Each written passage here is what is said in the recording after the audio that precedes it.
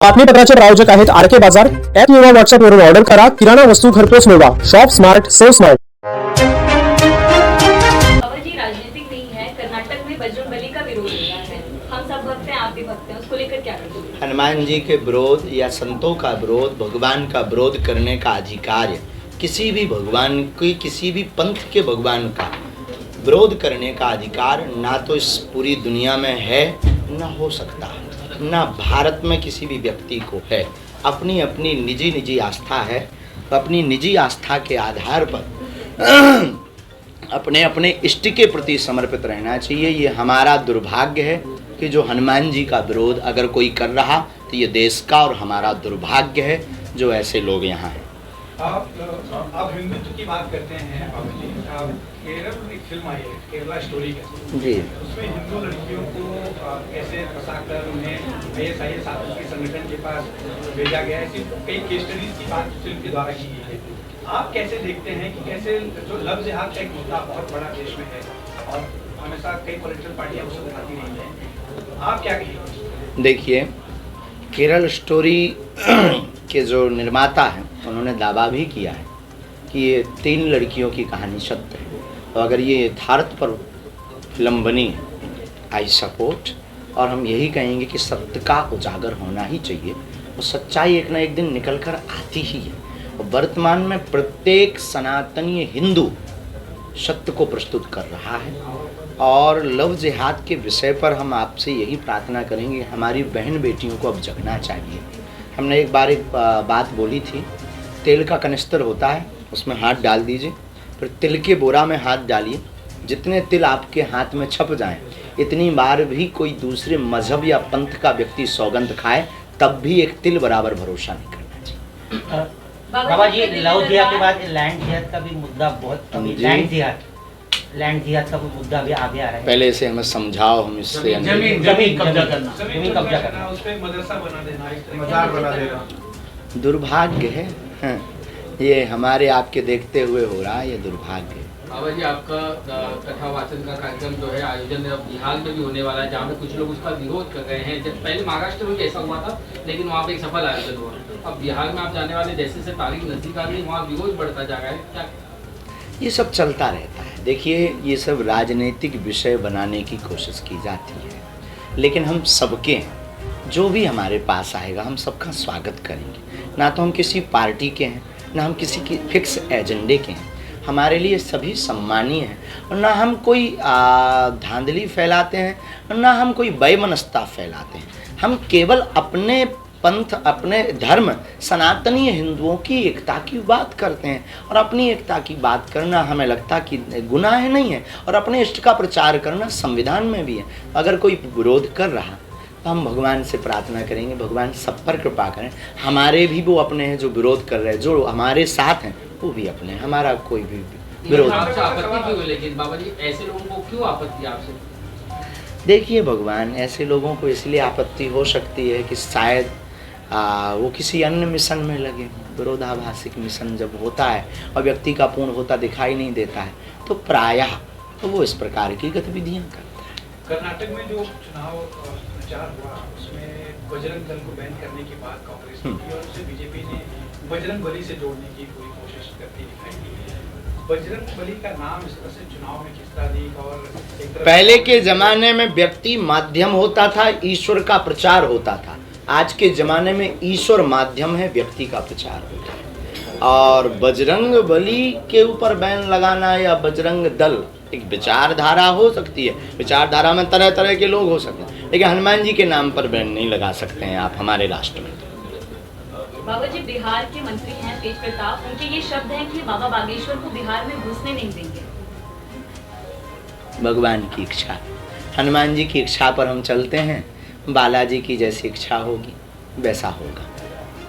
हिंदू राष्ट्र पर जो बयान आप देते आए तो हिंदू राष्ट्र होना चाहिए, क्या जिस तरह की स्थिति बन रही है, हिंदू राष्ट्र घोषित होने वाला है. तो ये हमारा कोई नया बयान नहीं है या कोई नई तरकीब नहीं है, या कोई हमको फेमस होने के लिए हमने कोई फेम पकड़ रखा है. हमने तो महाराष्ट्र के ही वीर और महाराष्ट्र की ही धरोहर और समूचे भारतवर्ष की शान छत्रपति वीर शिवाजी महाराज का जो हिंदवी राज्य की स्थापना का संकल्प था, उस संकल्प को दोहराया है। उस संकल्प को हमने सिर्फ बताया है कि भारत के हिंदू अगर तुम भूल गए हो तो बस अब जग जाओ। जो पूर्व काल में, पूर्व समय में हिंदवी राज्य की स्थापना की बात हो रही थी, हमने उसे हिंदू राष्ट्र के साथ प्रस्तुत किया है। अब लोगों का काम है, हिंदुओं का काम है, हिंदुओं को अगर सुरक्षित रहना है, हिंदुओं को अगर संरक्षित रहना है, सनातन को और आगे तक बढ़ाना है, तो हिंदू राष्ट्र की घोषणा करवाएंगे, नहीं तो साधु तो अपना काम करता हुआ चला जाए। आपके इन्हीं भाषणों के और इन्हीं हिंदू राष्ट्र की बात करना या फिर धार्मिक बात करने को लेकर आपको नोटिस भी दी गई है कि कोई ऐसी बात आप न करें अमरनाथ में जिसमें से आप बचे। हमें कोई दिक्कत नहीं, नोटिस हमें स्वीकार है। हम प्रायः कभी ऐसी बात नहीं बोलते हैं जिससे वैमनस्यता फैले, लेकिन हमको बोलने का अधिकार जितना हमें संविधान ने दिया है, इस राष्ट्र में प्रत्येक व्यक्ति को है, जितना आपको बोलने का अधिकार है उतना तो हमें भी है ना। तो हम अपनी बात रख सकते हैं ना, मानना ना मानना बात। हाँ, हम किसी मजहब के खिलाफ बोलें, हम किसी भगवान के खिलाफ बोलें, हम किसी पुस्तक के खिलाफ बोलें, हम किसी व्यक्ति के खिलाफ बोलें पर्टिकुलर, तो बात अलग है। हिंदू राष्ट्र एक बहुत बड़ा विषय है और हमें नहीं लगता कि ये वैमनस्यता। हमारे हिंदू राष्ट्र में मुसलमानों को भागने की आवश्यकता नहीं, ईसाइयों को भागने की आवश्यकता नहीं, हमारे हिंदू राष्ट्र में किसी को भी राष्ट्र छोड़ने की आवश्यकता नहीं, हमारे हिंदू राष्ट्र में किसी को भी धर्म घर वापसी कराने की भी आवश्यकता नहीं। हमारे हिंदू राष्ट्र में सिर्फ जातिवाद की पाठ को दूर करना। तो हिंदू राष्ट्र की जरूरत क्या है? ये तो सारी चीजें पहले से हैं, किसी को भागने की अगर होती तो राम की यात्रा पर पत्थर नहीं लगते, अगर होती तो आपके महाराष्ट्र में ही पालघर के संतों के ऊपर पत्थर नहीं फेंकते, अगर होती तो हम राम की चर्चा करने वाले व्यक्ति को जगह जगह नोटिस नहीं मिलते, अगर यही बात होती तो हमारे खिलाफ FIR नहीं होती, अगर होती तो हम एक ऐसे धर्मगुरु हैं जिन्हें अपने ही राष्ट्र में कथा करने के लिए अनुमतियां प्राप्त नहीं होती। फिर आप ये कैसे कल्पना करेंगे कि ये हिंदू राष्ट्र है घोषित हो जाए तो हमें लगता है राम के ऊपर पत्थर नहीं फेंके। किस तरह का बदलाव होगा जब हिंदू राष्ट्र हो जाएगा आपके हिसाब से? बहुत सुंदर प्रश्न है आपका। हिंदू राष्ट्र के बाद जब हिंदू राष्ट्र की घोषणा होगी तो ये जो जातिवाद की बार बार रोटियां, जो बार बार बैकवर्ड और फॉरवर्ड के नाम पर भिड़ाया जाता है और पॉलिटिक्स की जाती है, हिंदू राष्ट्र के बाद ये सब समान हो जाएंगे, हम सब हिंदू हो जाएंगे। सबसे पहले हम हिंदू हैं, हिंदुत्ववाद की बात होगी और इसमें फिर ना कोई बैकवर्ड होगा ना कोई फॉरवर्ड होगा। हिंदू राष्ट्र के बाद में ये जो बार बार पंथ और मजहब की लड़ाई छिड़ जाती है ये नहीं होगी। आप अपने जिनको मानते हो आप मानिए, और ये राष्ट्र सनातन का राष्ट्र है, हिंदुस्तान ही हिंदू राष्ट्र नहीं होगा। हमारे हिंदू राष्ट्र के बाद तीसरी जो बदलाव बहुत प्यारी आएगी, वो तीसरा बदलाव इतना अद्भुत आएगा कि क्या कहना। तीसरा बदलाव ये आएगा कि जितनी भी अभी वर्तमान में जितने भी चुनाव होते हैं भगवान के नाम पर होते हैं, जब हिंदू राष्ट्र की घोषणा हो जाएगी, हिंदू राष्ट्र घोषित हो जाएगा, तो भगवानों के नाम पर चुनाव नहीं होगा, हिंदुओं के नाम पर, मुसलमानों के नाम पर चुनाव नहीं होगा, न हमको देश में लड़ाया जाएगा।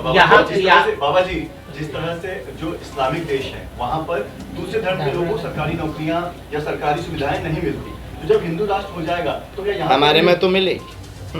हमारे में तो मानवता के पुजारी हैं, हम किसी पंथ या मजहब के विरोधी नहीं है। हमारे में तो मुसलमानों, आपको हम क्या बताएं, 500 से 600 परिवार मुसलमान हमारे डिवोटी हैं, हमसे जुड़े हैं, अब वो उनको मानते भी हैं। और कल ही कथा में एक यहाँ के जो सच्चे मुसलमान हैं वो कल कथा में आशीर्वाद लेकर गए।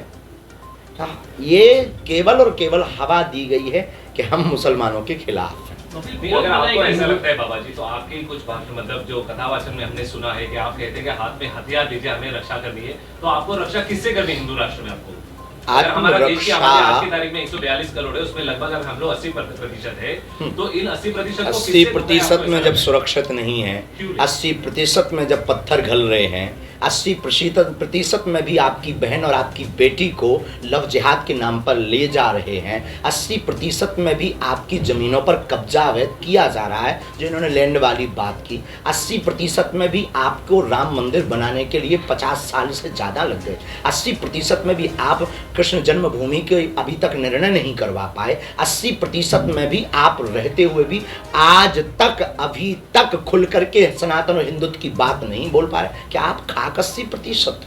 बाबा जी, इसीलिए माला और भाला की आवश्यकता है। बाबा जी, माय डियर, उससे हल होगा सर? बाबा जी, उससे हल होगा? सुरक्षित तो रहेंगे किससे? अपने आप से। बाबा जी, महाराष्ट्र में एनसीपी के एक नेता हैं, विधायक हैं। हम और किसी भी पॉलिटिक्स पर पॉलिटिकल कभी सवाल बात नहीं बोलते। उन्होंने आपसे जुड़ा उन्होंने सवाल आपकी सीधे टिप्पणी की। हम करते रहे, हम राजनेता की टिप्पणी पर जवाब नहीं देते। आपत्तिजनक ट्वीट किया था, लेकिन बाद में उन्होंने ट्वीट डिलीट कर दिया। इस पर क्या कहेंगे? हम किसी भी पॉलिटिक्स या राजनेता पर अपनी प्रतिक्रिया भी नहीं देते, उन्होंने एक ट्वीट किया था, हमारा सिद्धांत। उन्होंने एक ट्वीट किया था जिसमें एक लड़की की तस्वीर आपके साथ थी। हालांकि बाद में उन्हें समझ में आया उन्होंने गलत ट्वीट किया, जिसके बाद उन्होंने डिलीट कर दिया। इस पर क्या थैंक यू। कहेंगे? बाबा जी, इससे पहले जब आप आए थे तो एक मुद्दा काफी चल रहा हमारी था। शादी की तस्वीर वायरल हो गई। तो ज्यादा ही चर्चा हो रही है। हाँ, हम अभी इससे सिद्धांत पहले- के बहुत पक्के आदमी हैं। हाँ बाबा जी, जी, इससे पहले जो है अंधश्रद्धा को लेकर के फैलाने को लेकर के एक मुहिम कुछ लोगों ने ये सब की थी। कहानियां सुन्न हो गई हैं हाँ, साहब। वो आप लेकिन चलो नई कहानी बढ़ेंगे कुछ। सर, आप लेकिन तो बनाएंगे आमरस पिवाओ तब तक सबको। नहीं, वैसे भी तो मुंबई के हाईकोर्ट का तो आपके पर अभी बैन है ही ना, आप वो चमत्कार वगैरह तो नहीं कर सकते। चमत्कार हम करते ही नहीं है, चमत्कार तो हमारे इष्ट हनुमान जी करते हैं, उनको रोकेंगे आप? आप ना आज खा पी करके नहीं आए आप हो। खुद को भी तो हनुमान का अवतार मानते हैं जी, आप भी किसने खुद- कहा? हमने कभी किसी क्लिप में बोला? मुजफ्फरनगर में बिल्कुल जो आपके नहीं खिलाफ- बोला, ये वाहियात मुजफ्फरनगर बात। में आपके ऊपर जो केस दाखिल हुआ है उसमें जो कोई अभी केस नहीं हुआ है, उन्होंने केवल वो दिया है। हमारी किसी भी क्लिप में हम हनुमान अवतार, I am only Dhirendra Krishna. हम एक साधारण मानव है, जैसे तुम हो, तुम्हारी दो आंखें हैं, हमारी भी दो आंखें हैं, और पूंछ तो हमारे हैं नहीं है। क्या हम आपको बताएं, हम कोई हनुमान अवतार नहीं है, हम साधारण धीरेन्द्र हैं, लेकिन सनातनी हिंदू हैं, वो हिंदू को जगाकर मानेंगे। सर आपने कहा हिंदू राष्ट्र जल्दी घोषित होने वाला है, उसका समय कुछ है? और समय जिस दिन हिंदू जग जाएंगे वही समय। कौन बनाएगा ये हिंदू राष्ट्र? एक एक हिंदू 80 करोड़ जो वो बता रहे हैं। शास्त्री जगने की जी, परिभाषा क्या है सब? आप हिंदू जगह सनातन जगह तो उसकी अपने परिभाषा क्या है? अधिकारों को मानना, अपने राष्ट्र में हिंदुत्व भाव को जगाना, हिंदू की पहचान करना और हिंदुत्व का भाव जगा करके सबको जागृत करके एकजुट होना, यही जगह। आने वाले समय में क्या जम्मू कश्मीर में भी जाकर के वहाँ पर भी हाँ, अब अभी जो है हमारे जम्मू को कश्मीर आगे के बढ़ाने- पूर्व डिप्टी सीएम आए हैं, अभी भी आशीर्वाद लेकर नीचे ही बैठे हैं। तो उन्होंने कहा तो है कि गुरुजी आप जम्मू कश्मीर चलो, हमें तो भारत के कोने कोने में जाना है साहब, जहाँ तुम ले चलो, तुम कहीं और कहो तो चलें। महाराज जी, 33 कोटि देवी देवताओं को कोटि कोटि प्रणाम कहा जाता है। वो 33 कोटि का अर्थ क्या होता है, लोगों को बताइए। केरल फिल्म में यही दिखाया गया कि हिंदू लड़कियों के अपने संस्कृत के बारे में, हिंदू संस्कृत के बारे में ज्ञान नहीं होने के कारण वो भटक जाती है। बहुत सुंदर प्रश्न, बहुत सुंदर प्रश्न। हम लोग इसीलिए भी फेल हैं क्योंकि हम लोग अपनी सनातनीय संस्कृति के मूल से हट रहे हैं। ना तो रामचरितमानस का अनुभव है, अन्य मजहब में, हमारे धर्म में तो प्रायः कम है, पर अन्य मजहब में उनकी मजहब की पढ़ाई अनिवार्य है। अपने सनातन धर्म में ये बहुत कम है। और मंदिरों के पुजारियों से भी हमारी प्रार्थना है, भारत के पुजारियों से, कि केवल पूजा करने से भगवान या आपको सुरक्षित नहीं रहना है। अब आपको प्रत्येक मंगलवार और शनिवार को धर्म की शिक्षा अपने मंदिरों में देनी चाहिए। प्रत्येक पुजारियों को, भारत के पुजारियों से हमारी प्रार्थना है कि प्रत्येक पुजारी धर्म की शिक्षा अपने मंदिरों से शनिवार और मंगलवार को छोटे छोटे बच्चों को दीजिए, तभी हमारा सनातन धर्म सुरक्षित रहेगा। 33 कोटि देवता, इसे कई लोग 33 करोड़ कह देते हैं। 33 करोड़ नहीं है, 33 कोटि हैं। कोटि मतलब 33 प्रकार के ऑफिस, 33 ऑफिस। और हमारा सनातन धर्म इसलिए व्यापक है, इसीलिए आदि है, इसीलिए बड़ा है, इसीलिए महत्वपूर्ण है, क्योंकि सनातन धर्म एक ऐसा धर्म है जिसके पास विकल्प ही विकल्प हैं। आप राम जी को नहीं मानते, कृष्ण को मानिए। भगवान कृष्ण से आपकी नहीं बनती, हनुमान जी को जय हनुमान ज्ञान गुण सागर, उनसे नहीं बनती, आप पंडरीनाथ महाराज जी को मानिए, उनसे भी आपकी नहीं बनती, ओम जय जगदीश हरे, जय अम्बे गौरी। अन्य धर्मों में ऐसी व्यवस्था, मजहबों में ऐसी व्यवस्था नहीं है, उनके पास एक ही भगवान है, एक ही पुस्तक है। अपने पास तो 4 वेद, 6 शास्त्र, 18 पुराण, 108 उपनिषद, गीता, रामायण, महाभारत, हमारे पास अनंत बहुत सी व्यवस्थाएं। तो हमारे धर्म में ये जो वैमनस्यता फैलाई गई कि ये 33 करोड़ हैं, 33 कोटि देवता हैं, 33 प्रकार के देवता हैं। और 33 प्रकार के देवताओं का मतलब सेंट्रलाइजेशन परब्रह्म परमात्मा का है। उसके नीचे जैसे एक मंत्रिमंडल होता ना, वैसे मंत्रिमंडल व्यवस्था, जल की व्यवस्था वरुण देवता देखेंगे, हवा की व्यवस्था पवन देवता देखेंगे, वैसे ही ग्राम्य देवता, स्थान देवता, क्षेत्रीय देवता, ये कोटियाँ बनाई गई हैं। सर, अपने यहाँ गुरुकुल था, गुरुकुल में बाकायदा शिक्षा मिलता है। जैसे आज की तारीख में मदरसा फैले हुए हैं, गुरुकुल खत्म हो रहा है, कहीं न कहीं ये कारण रहा कि शिक्षा नहीं मिल पा रही बच्चों को। अब मंदिरों को ही गुरुकुल बनाना चाहिए, क्योंकि गुरुकुल पद्धति को वापस लाने में बहुत समय लगेगा। हिंदू राष्ट्र में इतना टाइम लग रहा, इतनी आफतें हैं कि जगह जगह मुसीबतें आ रही हैं। तो अब गुरुकुल की जगह हमको मंदिरों को ही गुरुकुलम बनाना पड़ेगा। पसीना बहुत आ रहा, अब धन्यवाद, कथा में चलते हैं, फिर मिलते हैं। धीरेन्द्र शास्त्री जी साल भर तक मतलब उतने फेमस नहीं थे, बट साल भर में जितना प्रोजेक्शन लोगों का आपकी ओर जितना आकर्षण बढ़ते जा रहा है, मतलब जो भी मीडिया प्रोजेक्शन चला पिछले 2-3 महीने में, आपके एक साथ सारे नेशनल न्यूज चैनल पे आपके इंटरव्यूज हुए, आपकी ओर लोगों का आकर्षण बढ़ते जा रहा है। क्या ऐसा है कोई पॉलिटिकल पार्टी समूचे मीडिया जगत कर रही है? समूचे मीडिया जगत को बहुत बहुत साधुवाद और धन्यवाद, जिन्होंने सत्य दिखाने की सामर्थ्यता रखी और बागेश्वर पीठ के सत्य को उजागर करके आज अनेक लाखों हिंदुओं के विश्वास को जगाने के लिए एक बूस्ट का काम किया है। इसमें पूरा का पूरा श्रेय समूची मीडिया जगत को है। इसलिए हाथ जोड़कर भगवान से प्रार्थना है कि जितने भी मीडिया जगत के सत्य प्रकाशित करने वाले लोग हैं, ईश्वर करे उनकी सद्बुद्धि बनी रहे और उन पर भगवान बालाजी की दया बनी रहे। दूसरी बात, हमारी खुद की निजी पार्टी है, जिस पार्टी का नाम बजरंग बली है। उसका नारा है जो राम का नहीं वो किसी काम का नहीं, उसका निशान है मुग्दर, वोट फॉर यू। हम किसी पार्टी के न सपोर्टर थे, और जब तक प्राण रहेंगे तब तक हम नहीं रहेंगे। और राजनीतिक विषय से हमको कोई भी पार्टी खींचने का कोशिश भी मत करें। धन्यवाद। नहीं भगवान, ऐसा नहीं है। हिंदू राष्ट्र हिंदुओं का एजेंडा है। आप पार्टी से जोड़ रहे हो, ये आपकी मानसिकता है। सर, आप हिंदू को कैसे करते हैं? क्योंकि अगर लोकसभा के चुनाव में देखा जाए तो भाजपा को वोट के पागलों को क्या संदेश देंगे? पिछली बार मुंबई के पागलों, यही कहना है कि आप सब जब तक सनातन की बुहार को बहाते रहेंगे तब तक हम आते भी रहेंगे। और एक दिन ऐसा आएगा कि मुंबई भी माधव नगरी बनेगी। नाम बदलने की बात नहीं हमने की है कि आप लोग फिर से ट्रोलिंग करो दूसरों। मुंबई को माधव नगरी बनाने का मतलब है धर्म नगरी। मुंबई जो अभी केवल माया नगरी कहलाती है, वो माधव नगरी बने। इसलिए हम बार बार मुंबई आ रहे हैं और फिर वही बात कहेंगे, हंसा करो, हंसाया करो। बागेश्वर धाम अपने बाप का घर है, आया जाया करो।